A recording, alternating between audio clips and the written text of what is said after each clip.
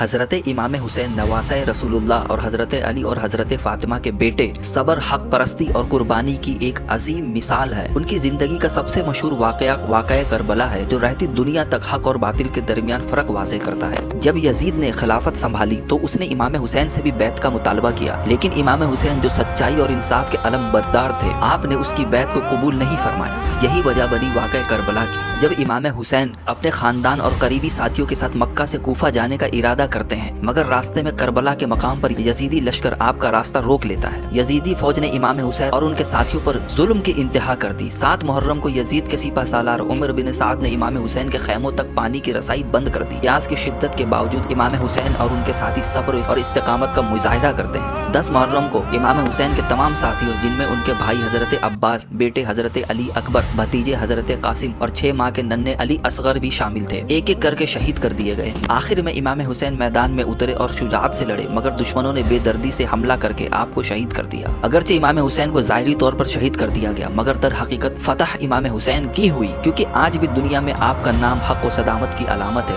جبکہ یزید کا نام ظلم اور بدی کی علامت بن چکا ہے۔ واقعہ کربلا ہمیں سکھاتا ہے کہ حق کے راستے میں مشکلات آئیں تو بھی اس پر قائم رہنا چاہیے، چاہے جان بھی قربان کرنی پڑے۔ امام حسین نے اپنا سب کچھ قربان کر کے ہمیں یہ درس دیا کہ ظلم کے آگے سر نہ جھکانا، ظلم کے آگے سر جھکانا ذلت ہے، اور حق کے لیے جان دینا ہی اصل کامیابی ہے۔ آئیے میں آپ کو اہل بیت کے ایک اور واقعے کی طرف لے چلتا ہوں۔ حضرت علی جو رسول اللہ صلی اللہ تعالیٰ علیہ وسلم کے چچا زاد بھائی اور داماد تھے، اپنی بہادری، علم، تقوی اور عدل و انصاف کی وجہ سے پوری دنیا میں مشہور ہے۔ ایک مرتبہ کا واقعہ ہے جو ہمیں حضرت علی کی حکمت اور دیانت داری کا درس دیتا ہے۔ ایک بار حضرت علی کا ذرہ یعنی لوہے کا لباس گم ہو گیا۔ کچھ دن بعد حضرت علی نے دیکھا کہ ایک یہودی کے پاس وہی ذرہ موجود ہے۔ آپ نے یہودی سے کہا، یہ ذرہ میری ہے، اسے مجھے واپس کر دو۔ یہودی نے انکار کر دیا اور کہا، یہ میری ملکیت ہے، اگر آپ کے پاس کوئی گواہ ہے تو پیش کرو۔ حضرت علی اس وقت خلافت پر فائز تھے، مگر انصاف کا یہ عالم تھا کہ آپ فوراً قاضی کے پاس مقدمہ لے کر گئے۔ قاضی نے حضرت علی سے پوچھا، آپ کے پاس کوئی گواہ ہے کہ یہ ذرہ آپ ہی کا ہے؟ حضرت علی نے اپنے بیٹے حضرت